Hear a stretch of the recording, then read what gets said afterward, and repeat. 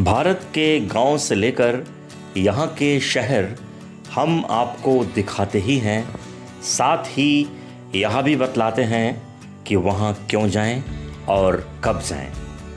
आपको चाहिए होती है मेंटल पीस, अद्भुत नज़ारे। इसके लिए हम आपके लिए लेकर आते हैं कुछ ऐसी जानकारियाँ जो जुड़ी होती हैं आपके टूरिज़्म से। तो हम आज एक्सप्लोर करने निकल पड़े हैं एक ऐसा राज्य जिसे भारत का हृदय प्रदेश भी कहते हैं। क्षेत्रफल की दृष्टि से अव्वल यह प्रदेश पर्यटन में भी अव्वल है, बशर्ते आपकी निगाहों में खूबसूरती वाली परख होनी चाहिए। यहाँ इसी प्रदेश में हैं विश्व धरोहर के कॉम्प्लेक्सेस, मंदिर, अभयारण्य, नदियाँ, पहाड़ और सुंदर सुंदर झीलें। जी दोस्तों, बरसात के दिनों में यहाँ पर आने वाले सैलानियों को यहाँ की हरियाली अपनी ओर अट्रैक्ट करती है। वर्ष भर सूखे रहने वाले पहाड़ बरसात के दिनों में मानो जवान हो जाते हों, और फिर तभी मन कह उठता है एक बार तो पधारिए भारत के हृदय प्रदेश मध्य प्रदेश में। विविधताओं से परिपूर्ण हमारा देश, यूं तो हर राज्य की अपनी अलग अलग अहमियत है, लेकिन भारत के मध्य में स्थित यह राज्य अपनी किसी भी पहचान का मोहताज नहीं है। ऐतिहासिक, भौगोलिक और धार्मिक महत्व के आधार पर भी मध्य प्रदेश का अपना अलग महत्व है। हमने उत्तर प्रदेश की राजधानी लखनऊ से मध्य प्रदेश का रुख कर लिया है और हमारी मंजिल होगी मध्य प्रदेश की राजधानी भोपाल। रास्ते में हमें जहाँ भी हरे भरे पहाड़ दिखे, हमने उन्हें कैद करने की कोशिश की। वैसे आज का हमारा यह वीडियो इसलिए भी ख़ास है क्योंकि इसमें हम आपके लिए लेकर आए हैं सिटी ऑफ लेक्स से जुड़ी बेहद महत्वपूर्ण जानकारियाँ। तो प्लीज़ वीडियो के अंत तक रुके रहेंगे तो देख पाएंगे यहाँ की खूबसूरत झीलों को और जुटा पाएंगे शहर से जुड़ी तमाम सारी छोटी बड़ी जानकारियों को जिन्हें हम लेकर आए। मध्य प्रदेश की कैपिटल भोपाल को झीलों का शहर भी कहते हैं। भारत का सबसे हरा भरा यह 16वां शहर है। यह खूबसूरत हरा भरा शहर आपको बेहद दिलचस्प लगने वाला है। भोपाल जंक्शन के नाम से यहाँ पश्चिम मध्य रेलवे का स्टेशन है, जहाँ से प्रतिदिन 200 रेलगाड़ियाँ अलग अलग शहरों के लिए रवाना होती हैं। इसके अलावा यहाँ राजा भोज इंटरनेशनल एयरपोर्ट भी है, जहाँ से आप विश्व भर की उड़ानें भर सकते हैं। 17वीं शताब्दी के आसपास भोपाल एक छोटा सा गांव था जो गोंड किंगडम से संचालित होता था। आधुनिक भोपाल की स्थापना का श्रेय दोस्त मोहम्मद खान को जाता है, जिन्होंने इस शहर को मॉडर्नाइज किया और एक नए शहर के रूप में बसाया। गोंड वंश की महारानी कमलापति से उन्होंने यह शहर प्राप्त किया था। तो शहर को वर्ष 1737 से 1818 तक मराठा शासकों ने संचालित किया। 1937 के बैटल ऑफ भोपाल में पेशवा बाजीराव के द्वारा यहाँ के निज़ाम को हरा देने के बाद भोपाल में लगभग 80 वर्षों तक मराठों ने राज किया। वर्ष 1818 के बाद अंग्रेज़ों ने इस शहर को अपने आधिपत्य में ले लिया। हैदराबाद के बाद मुस्लिम आबादी वाला यह देश का दूसरा शहर है, जिसे आज़ादी के बाद स्वयं को एक अलग प्रोविंस के रूप में स्थापित किए जाने की मांग चली, लेकिन कुछ देश के सच्चे सिपाहियों और सेनानियों ने इसका विरोध किया। फाइनली 1947 में आज़ाद हुए भारत में इस शहर को 1 जून 1949 को इस शहर को यूनियन ऑफ इंडिया में शामिल किया गया। इस शहर से जुड़ी सबसे महत्वपूर्ण बात यह भी है कि एशिया महाद्वीप की सबसे बड़ी मस्जिद ताजुल मस्जिद भी यहीं पर बनी है, इसी भोपाल शहर में। विश्व की बड़ी त्रासदी के रूप में भोपाल गैस कांड 1984 को भला कौन भूल सकता है। मिथाइल आइसोसाइनाइट जहरीली गैस के रिसाव के कारण यहाँ लगभग 4000 लोगों की जानें चली गई थी। बहुत बड़ी त्रासदी थी। मिर्च मसाले और तीखा भोजन यहाँ के लोगों की पहली पसंद है।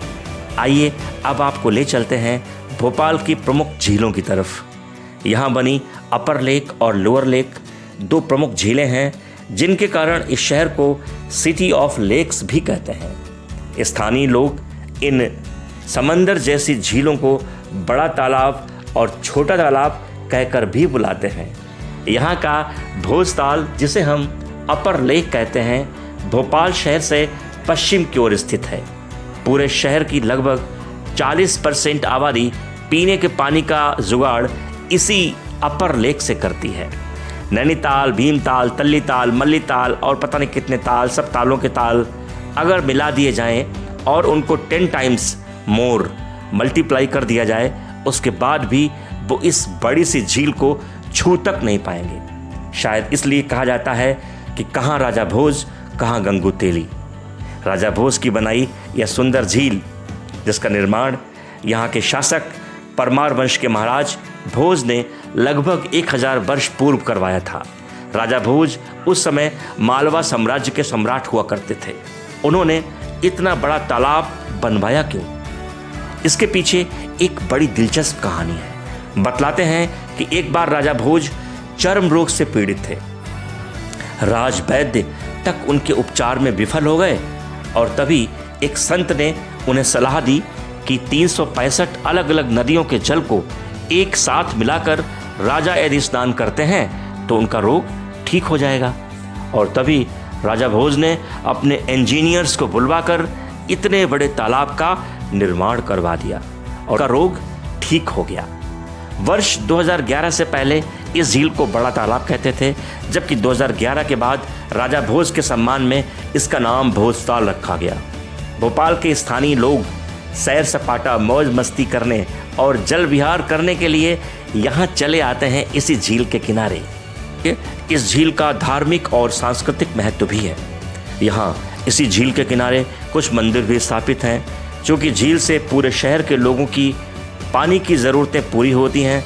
इसलिए यह झील भोपाल की लाइफलाइन है। पर्यटकों के लिए नगर निगम भोपाल के द्वारा झील के किनारे सेल्फी पॉइंट्स बनाए गए हैं। अलग अलग बैठने की कुर्सियां बनाई गई हैं। एक पुराने रेल इंजन को लाकर खड़ा किया गया है। बगल में ही घर के वेस्टेज से एक सुंदर सा गिटार भी बनाया गया है।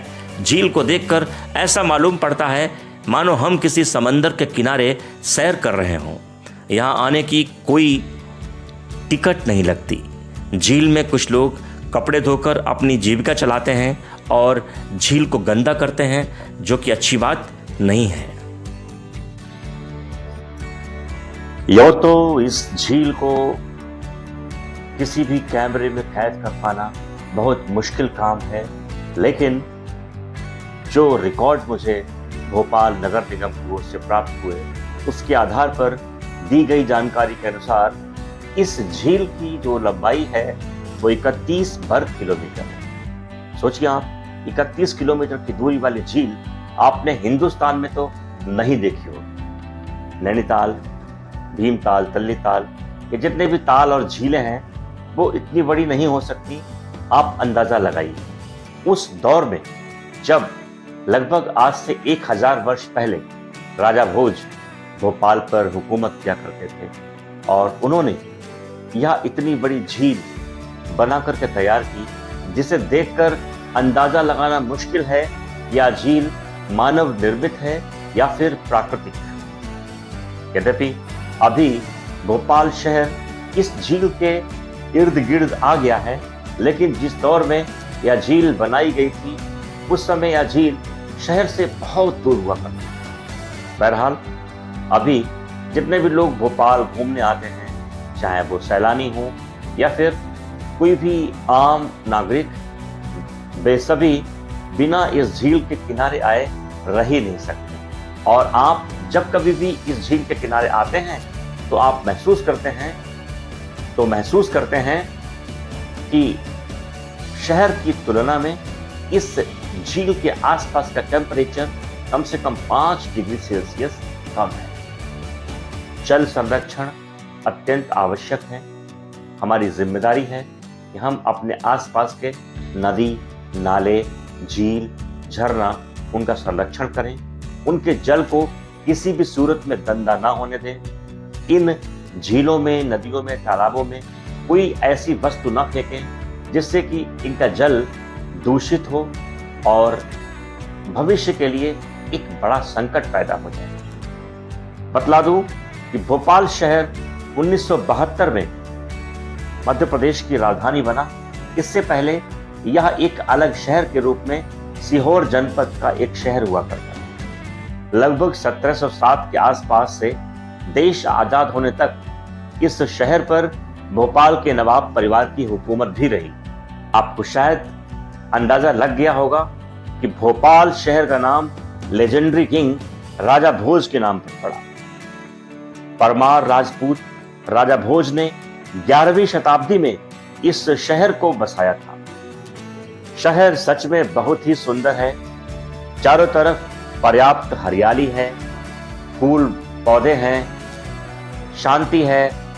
अन्य शहरों की अपेक्षा में भीड़ बेहद कम है और यूं तो यहाँ चलने पर अंदाजा नहीं लगता है, लेकिन ये पूरा शहर अलग अलग पहाड़ियों पर बसा हुआ है, जिसकी वजह से यहाँ पर आप एक भी पैडल रिक्शा नहीं पाएंगे।